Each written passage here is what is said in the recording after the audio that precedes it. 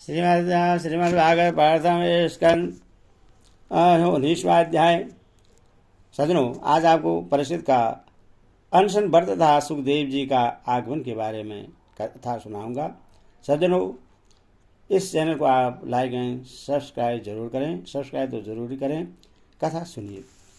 परीक्षित का अनशन व्रत तथा सुखदेव जी का आगमन। श्री सूत जी कहते हैं, राजधानी में पहुंचने पर राजा परीक्षित को अपने उस निंदनीय कर्म के लिए बड़ा पश्चाताप हुआ। वे अत्यंत उदास हो गए और सोचने कि मैंने निरपराध एवं अपना तेज छिपाए हुए ब्राह्मण के साथ अनार्य पुरुषों के समान बड़ा नीच व्यवहार किया। यह बड़े खेद की बात है। अवश्य ही उन महात्मा के अपमान के फलस्वरूप शीघ्र से शीघ्र मुझ पर कोई घोर विपत्ति आएगी। मैं भी ऐसा ही चाहता हूँ, क्योंकि उससे मेरे पाप का प्रायश्चित हो जाएगा और फिर कभी मैं ऐसा काम करने का दुस्साहस नहीं करूंगा। ब्राह्मणों की क्रोधाग्नि आज ही मेरे राज्य, सेना और भरे पूरे खजाने को जलाकर खाक कर दे, जिससे फिर कभी मुझ दुष्ट की ब्राह्मण, देवता और गौओं के प्रति ऐसी पाप बुद्धि न हो। वे इस प्रकार चिंता कर ही रहे थे कि उन्हें मालूम हुआ कि ऋषि कुमार के सांप से तक्षक मुझे डसेगा। उन्हें वह धधकती हुई आग के समान तक्षक का डसना बहुत भला मालूम हुआ। उन्होंने सोचा कि बहुत दिनों से मैं संसार में आसक्त हो रहा था, अब मुझे शीघ्र वैराग्य होने के कारण प्राप्त हो गया। वे इस लोक और परलोक के भोगों को तो पहले से ही तुच्छ और त्याज्य समझते थे। अब उनके स्वरूपतः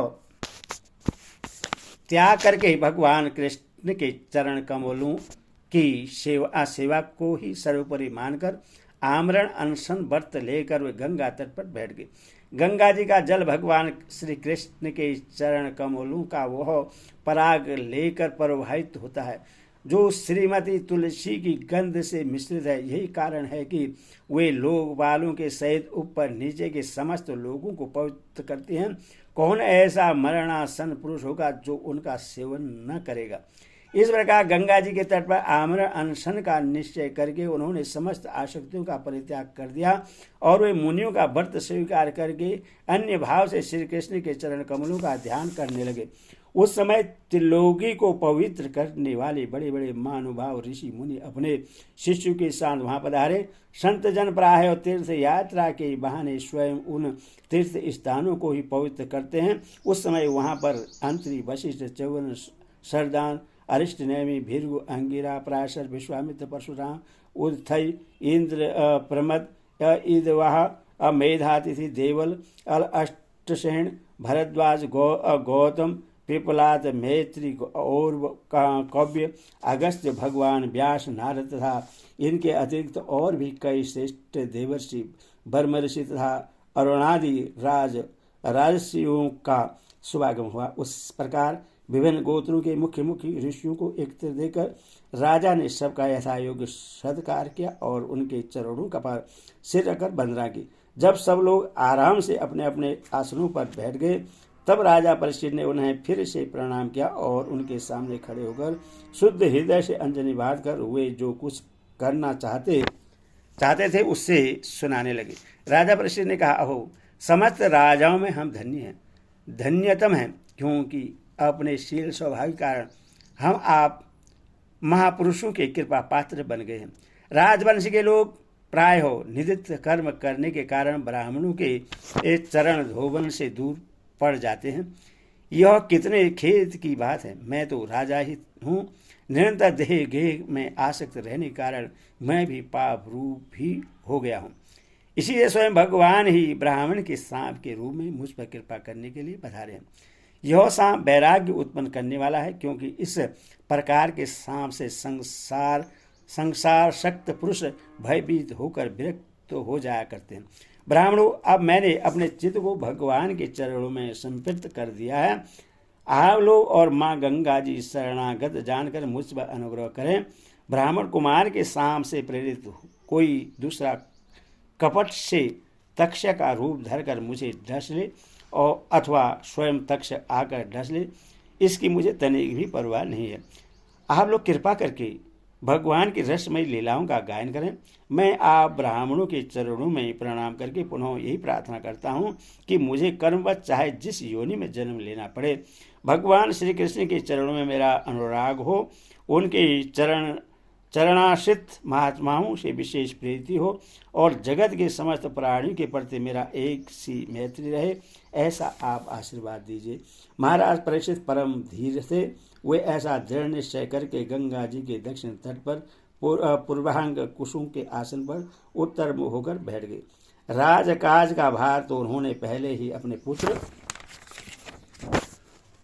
जन्मेजय को सौंप दिया था। पृथ्वी के एक छत्र सम्राट परीक्षित जब इस प्रकार आमरण अनशन का निश्चय करके बैठ गए, तब आकाश में स्थित देवता लोग बड़े आनंद से उनकी प्रशंसा करते हुए वहां पृथ्वी पर पुष्पों की वर्षा करने लगे तथा उनके नगारे बार बार बजने लगे। सभी उपस्थित महर्षियों ने परीक्षित के निश्चय की प्रशंसा की और साधु साधु कहकर उनका अनुमोदन किया।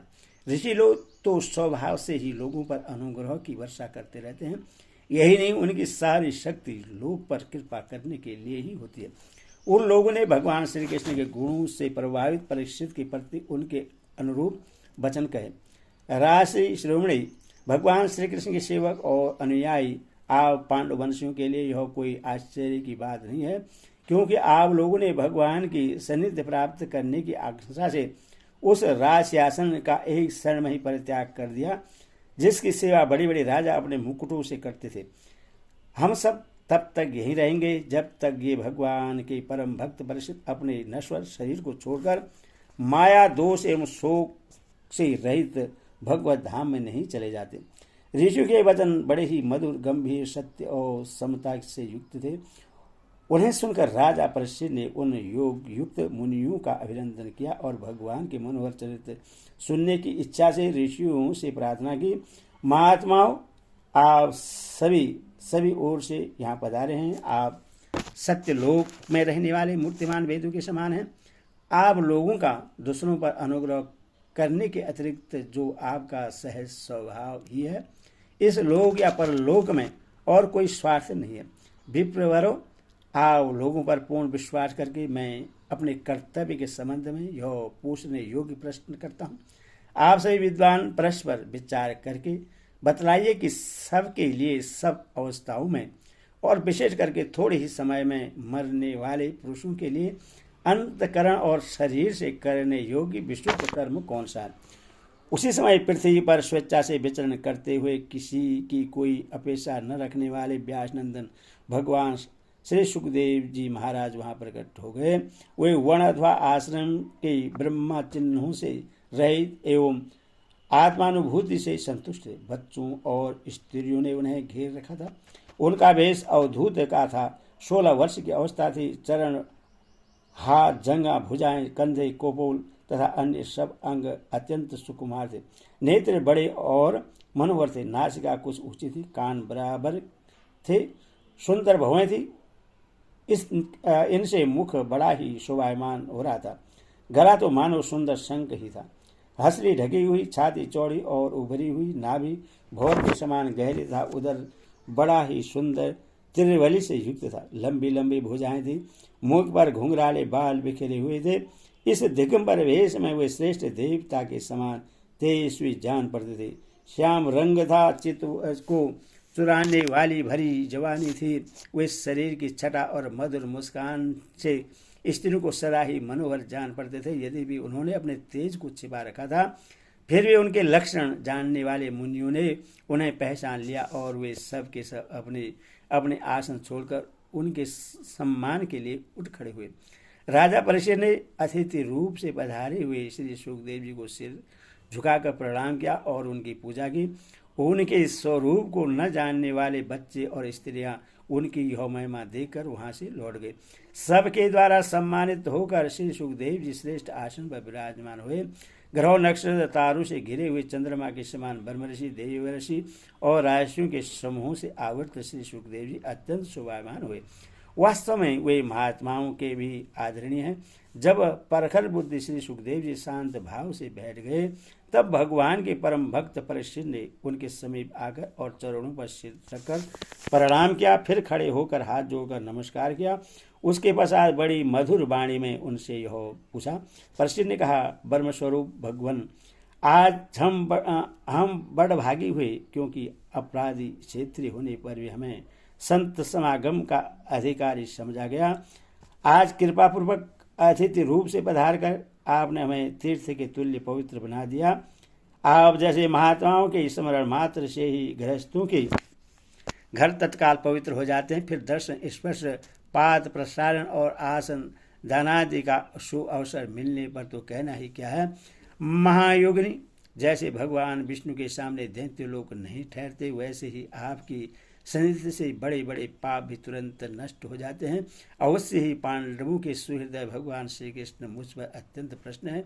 उन्होंने अपने फुफेरे भाइयों की प्रसन्नता के लिए उन्हीं के कुल में उत्पन्न हुए मेरे साथ भी अपने पन का व्यवहार किया है। भगवान श्री कृष्ण की कृपा न होती तो आप शरीर के एकांत वनवासी अव्यगति परम सिद्ध पुरुष स्वयं पधार कर इस मृत्यु के समय हम जैसे प्राकृतिक मनुष्यों को क्यों दर्शन देते। आप योगियों के भी परम गुरु हैं, इसीलिए मैं आपसे परम सिद्धि के स्वरूप और साधन के संबंध में प्रश्न कर रहा हूँ। जो पुरुष सर्वदा मरणासन है उसको क्या करना चाहिए। भगवान साथ यह भी बतलाए कि मनुष्य मात्र को क्या करना चाहिए। वे किसका स्वर्ण, किसका जप, किसका स्मरण और किसका भजन करे और किसका त्याग करे।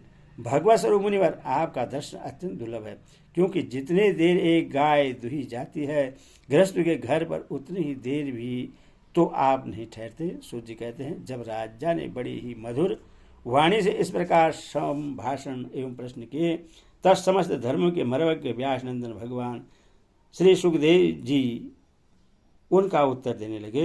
इति प्रथम स्कंद समाप्त। हरि ओम तत्सत्। हरि ओम तत्सत्।